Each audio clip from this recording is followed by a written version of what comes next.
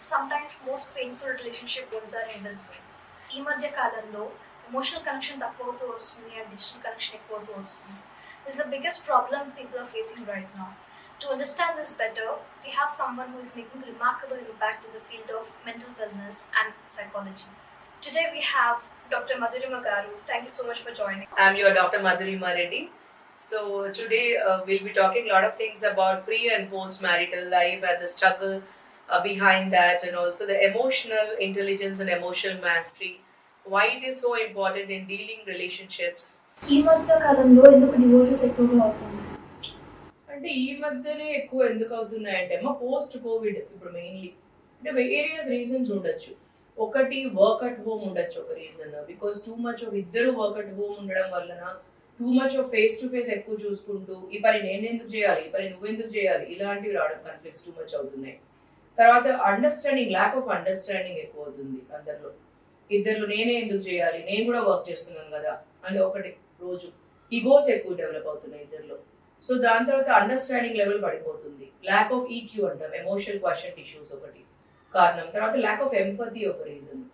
అంటే ఒకప్పుడు అంటే బయటికి వెళ్ళి చేసేవాళ్ళు, వర్క్లో వెళ్ళేవాళ్ళు, ఆఫీస్కి వెళ్ళేవాళ్ళు, మార్నింగ్ లేస్తూనే 8 o'clock అంతా బయటకు వెళ్ళిపోయేవాళ్ళు, వర్క్లోకి వెళ్ళి చేస్తారు, మరి ఈవినింగ్ వచ్చేవాళ్ళు. సో ఇద్దరిలో ఒక అడ్జస్ట్మెంట్ ఉండేది. సో ఈ పనులు నువ్వు చేయి, ఈ పనులు నేను చేస్తాను అనేది ఉండేది. ఇద్దరు వర్క్ చేసినా కూడా ఈ పనులు నువ్వు చేయి, ఈ పనులు నేను చేస్తాను, పిల్లల్ని ఇక్కడ నేను డ్రాప్ చేస్తాను, ఇక్కడ నువ్వు పికప్ చేసుకో, ఇలాంటివి ఉండేటివి. ఇప్పుడు అక్కడ lack of understanding, lack of trust పెరుగుతుంది, తర్వాత ల్యాక్ ఆఫ్ అడ్జస్ట్మెంట్ అవుతుంది, తర్వాత ల్యాక్ ఆఫ్ ఎంపతి అవుతుంది. సో నేను ఎక్కువనా అవుతుంది ఇద్దరు. అది ఈగో జారీ చేస్తుంది ఎక్కువగా. తర్వాత లిస్నింగ్ స్కిల్స్ పూర్తిగా తగ్గిపోయాయి. అంటే లిస్నింగ్ ఇప్పుడు మాట్లాడేది ఎదుటి వాళ్ళని అర్థం చేసుకునే దానికి కాకుండా వినేది ఎందుకు వింటున్నారు అంటే నేను రియాక్ట్ అయిదాము అనేది. ఇప్పుడు చెప్పేది ఎలా ఉంటుంది అంటే ఒకరికి తిరగబడ్డానికి అన్నట్టు. They are listening to react only to other person. ఇద్దరు హస్బెండ్ అయినా అలాగే ఉంటున్నారు, వైఫ్ అయినా అలాగే ఉంటున్నారు. సో ఇవన్నీ ఒకటొకటిగా దారితీస్తున్నాయి. అందుకే మీరు అన్నారు కదా ఆరెంజ్ సినిమాలో ఇప్పుడు ప్రేమలు ఒట్టిగా కొన్ని రోజుల వరకే బాగుంటున్నాయి అనేసి. ప్రేమ అనేది మీరు లవ్ మ్యారేజ్ అయి ఉండొచ్చు అండి, అరేంజ్ మ్యారేజ్ అయి ఉండొచ్చు. ప్రేమ 10 కాలం పాటు ఎప్పటికీ ఉండాలి అంటే అది ఇద్దరిది రెస్పాన్సిబిలిటీ టు కాపాడుకోవడానికి. అది ఇద్దరు రెస్పాన్సిబిలిటీ, అదే ఒక సైడ్ నుంచి ప్రేమ కాదు. ఇది రెస్పాన్సిబిలిటీ ఆఫ్ హస్బెండ్ది, వైఫ్ది. అది ఎప్పుడూ ఫ్రెష్గా ఉండాలి అని అనుకోవాలి మీరు. అది ఫ్రెష్గా ఉండాలంటే ఇద్దరు ఎప్పుడు కాపాడుకోవాలి దాన్ని. అది ఎట్లా కాపాడుకోవాలి అని అంటే రెస్పెక్ట్తో కాపాడుకోవాలి, ట్రస్ట్తో కాపాడుకోవాలి. అది ఫ్రెష్గా ఒక పువ్వు లాగా కాపాడుకోవాలి, ఫ్రెష్గా ఉండాలి అని. పువ్వుని ఎలా కాపాడుకుంటామండి మనం? ఫ్రెష్గా ఉండాలని దానిపైన నీళ్లు చల్లుతుంటాం, దానిపైన నీళ్ళలో పెడతాము, అలా ఉండాలి కదా ఎప్పుడు, అప్పుడే బాగుంటుంది కదా అది. అలాగే మీరు ఎవ్రీ డే అప్రిషియేట్ చేసుకోవాలి ఒకరొకరు. బోర్ కొడుతుంది మేడం నేను అప్రిషియేట్ చేయలేను అంటే రోజు ఏం అప్రిషియేట్ చేస్తాం మేడం, మా వైఫ్కి ఎంత అప్రిషియేట్ చేసినా ఇలాగే ఉంటుంది ఎప్పుడు అని. అలా కాకుండా మీరు రోజు ఏదో ఒకటి కొత్తగా చూడండి, దానిలో ఆ కొత్తదనం పెట్టుకోండి, అప్రిషియేట్ చేయండి. రోజు ఏదో ఒకదాని కోసం చేయండి, తను కూడా రెసిప్రొకేట్ చేస్తుంది మీకు. ఈ వంట బాగుందని చెప్పండి, ఇంకోటి ఏదని చెప్పండి, ఈ చీర బాగుందని చెప్పండి. రోజు సేమ్ చీర కట్టుకోదు కదండి, చీర బాగుందని చెప్పండి, నీ నవ్వు బాగుందని చెప్పండి. సో అలాగే తను కూడా చెప్పడం మొదలు పెడుతుంది. ఫస్ట్ నేను చెప్తా, ఎవరు అని పెట్టుకోకండి, ఎవరైనా చెప్పచ్చు ఇద్దరిలో. ఇలా రోజు కొత్తదనం రావాలి ఇద్దరిలో. సో కృతజ్ఞత భావం ఉండాలి ఒకరి పట్ల ఒకరికి. ఎందుకంటే రిలేషన్షిప్లో మీరు ఉండాలనుకుంటే కృతజ్ఞత భావం ఉండాలి. ఇలాంటి చిన్న చిన్న టెక్నిక్సే ఉంటాయండి. మీరు ఫస్ట్లో అలాగే కనెక్ట్ అయ్యారు యాక్చువల్లీ. సో కానీ రోజుకి ఆ కనెక్షన్ డిస్కనెక్షన్ అవుతుంది, అందుకనే ప్రాబ్లమ్స్ రోజుకి పెరుగుతున్నాయి. సో ఇలా ఎప్పుడైతే అనుకుంటారో మీరు ఆ బాండింగ్ పెరుగుతుంది. సో ఇలా చిన్నవైనా ఫాలో కండి మీరు. సో ఫాలో అయితే ఎక్కువ ఆ రిలేషన్షిప్ బాగుంటుంది. అది డిస్టెన్స్ పెరగదు ఎక్కువగా. కానీ ఎక్కువ డిస్టెన్స్ పెరుగుతుంది అని అంటే మీరు అలా అనుకుంటే ఇమ్మీడియట్గా you need to seek professional help only. అది ఎక్కువగా పెంచుకోకండి.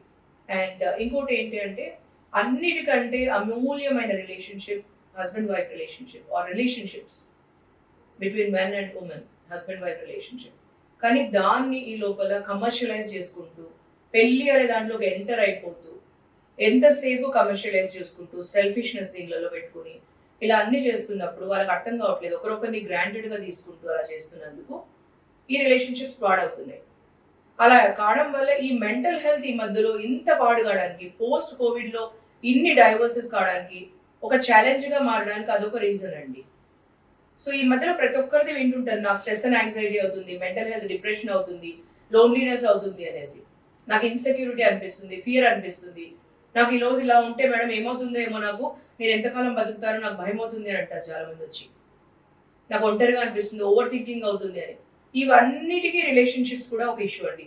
Husband wife relationship, marital relationship, one of the major reason for mental health issues is this also is one of the issue. So మీరు అర్థం చేసుకుంటే మీరు ఎంతో అమూల్యమైన వాళ్ళు. So kindly seek professional help at the right time. Thank you. Why does silent treatment hurt so much?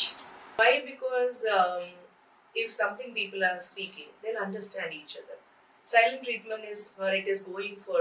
So many people are telling that they are not talking for weeks together. It's just not 1 day or 2 days.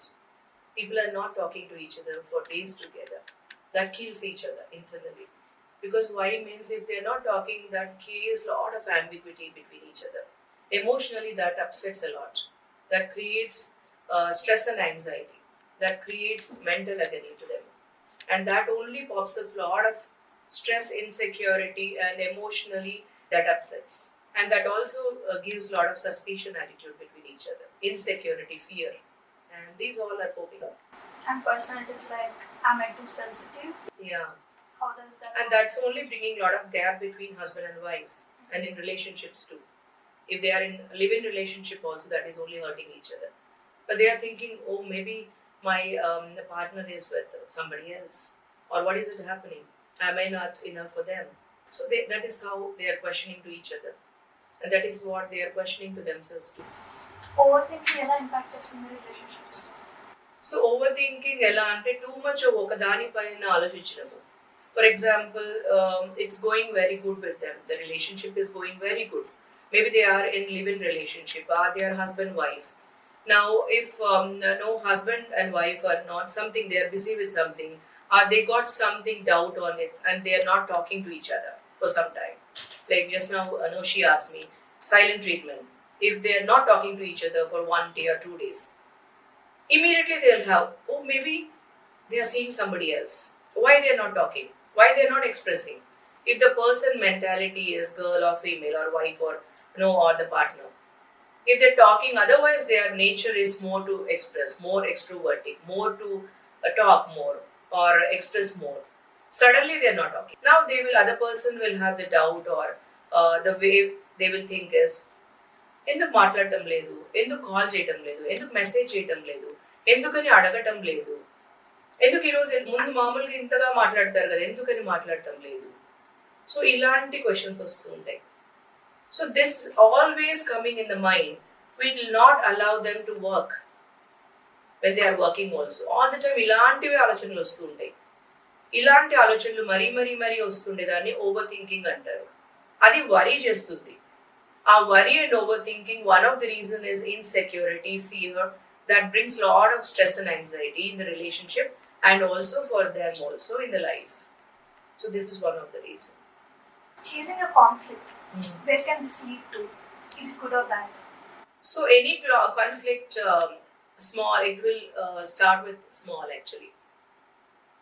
ఎందుకు ఇది ఇలా అని ఎక్కడైనా start కావచ్చు. కిచెన్లో start కావచ్చు, dining టేబుల్లో start కావచ్చు, బెడ్రూమ్లో స్టార్ట్ కావచ్చు, ఫోన్లో స్టార్ట్ కావచ్చు. It can start anywhere. కార్లో స్టార్ట్ కావచ్చు, మూవీలో స్టార్ట్ కావచ్చు, ఎక్కడైనా స్టార్ట్ కావచ్చు. అది కానీ అది పెద్దగా అయిపోతుంది. ఎందుకు పెద్దగా అయిపోతుంది అంటే from there it will start bigger. So then what happens is, ఒక దగ్గర ఆగదు. అంటే ఇప్పుడు కోపం ఒకరికి రావచ్చు, కానీ ఒకరికి ఇప్పుడు హస్బెండ్కి రావచ్చు, వైఫ్కి రావచ్చు. సో అదర్ పర్సన్ వాళ్ళు ఇప్పుడు ఈ మధ్యలో వినడము, రియాక్ట్ చేయడానికి వింటారు. They don't hear or listen to understand. They listen to react. అక్కడ కాన్ఫ్లిక్ట్ వస్తుంది. ఇప్పుడు ఒకరు చెప్తుంటే ఇంకొకరు వినాలని వినటం లేదు, ఇంకొకరు రియాక్ట్ కావాలనే వింటున్నారు. So you are hearing for a purpose of reacting all the time. So that leads to conflict. అది స్మాల్ గానే స్టార్ట్ అవుతుంది, అది పెద్ద కురుక్షేత్రం లాగా ఎండ్ అవుతుంది. సో అలా స్టార్ట్ అవుతుంది హస్బెండ్ వైఫ్ లో. సో అది ఎండ్ ఎలా అవుతుంది? So they are going with that to the bedroom. So bedroom లో అది ఎండ్ అవుతోంది. సో వాళ్ళకి ఇద్దరికి ఇంట్రెస్ట్ ఉండటం లేదు ఒకరి పైన ఒకరికి బెడ్రూమ్లో. సో అది it will lead to even physical intimacy దగ్గర కూడా ఎఫెక్ట్ అవుతుంది. So that is bringing gap. Though even వాళ్ళు నాకు స్ట్రెస్ అండ్ యాంగ్జైటీ ఎక్కువ ఉంది అందుకని నాకు ఇంట్రెస్ట్ లేదు సెక్షువల్లీ ఈరోజు we will not have inter course అని చెప్పినా కూడా అది ఫిజికల్ ఇంటిమసీ గ్యాప్ ఇస్తుంది రోజు రోజుకి. So it is starting somewhere emotional impact అవుతుంది, ఫిజికలీ సెక్షువల్లీ కూడా ఇంపాక్ట్ అవుతుంది. So it is bringing so much of gap day by day. It's not just 1 week or 1 month. It's if you listen to them, it is getting into 3 months, 4 months, 5 months, 6 months, even sometime 1 or 2 years also. In the relationship, can a couple recover from emotional distance? They can definitely recover. But only thing is they should understand the value of relationship, value of husband-wife relation and the relationship itself between both of them, togetherness of them. So firstly they have to understand the purpose of that relationship, why we are together, why we got into this relationship అని తెలియాలి first. ఎందుకని మనం ఇద్దరము together వచ్చాము firstly, ఎందుకని మన ఇద్దరం కలిసి వచ్చాము కదా, ఫస్ట్ రోజు నుంచి మనం ఎందుకు ఉట్టిగా హాయ్ హలో ఫ్రెండ్స్ లాగా లేము, ఎందుకని మనం టుగెదర్ వచ్చాము అని తెలుసుకోవాలి ఫస్ట్. దాని తర్వాత ఎందుకు ఊరికే మనం ఎక్కడో కాఫీలో మీట్ అయిపోయి అక్కడే పాటు కాలేదు, ఎందుకు ఎందుకు టుగెదర్ వచ్చాము మనము. సో ఎందుకని then we build together that relation కదా, ఒకరోజు రాత్రికి రిలేషన్ బిల్డ్ కాలేదు కదా. So it started from there, then together we build the relationship and it took time every day. So మీరే ఆలోచించండి, ఒక రోజే పట్టిందా మీకు, or it took long to build a relationship? It will take long to get connected, it will take long. Then after that only you started having physical intimacy. Then after that conflict అనేది మీకు అర్థం కాకపోతే, respect ఇవ్వకపోతే ఒకరొకరి మాటకి, ఒకరొకరి ఒపీనియన్కి, it will not take much time. So immediately disrespect అయిపోతుంది. సో దెన్ అక్కడ నుంచి డౌట్ అనేది మొదలు పెడుతుంది, అక్కడ నుంచి డిస్ట్రెస్ అనేది మొదలు పెడుతుంది, అక్కడ నుంచి ఎవ్రీ డే అబ్యూజింగ్ మొదలు పెడుతుంది, అక్కడనే ఎమోషనలీ డిస్టర్బ్ అవుతుంది. And in this way of emotions ఏం మాట్లాడుతున్నా ఇంటెలిజెన్స్ డజంట్ వర్క్. ఎమోషనల్ మాస్టరీలో, ఎమోషనల్ ఇంటెలిజెన్స్లో intelligence doesn't work.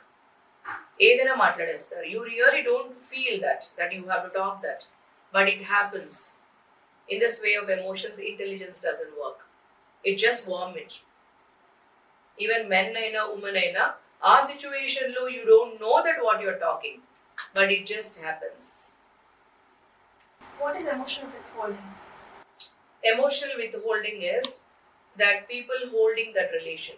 Sometimes what happens is both need to understand that I need to hold this relationship, but of late what happens is they just walk away from that relationships and telling, threatening, abusing, or sometimes warning to each other. So this is what is happening, but that is which is not good, which creates a lot of agony to each other, which creates a lot of stress and anxiety, and also a lot of insecurity and fear. So withholding is definitely holding that relationship, togetherness.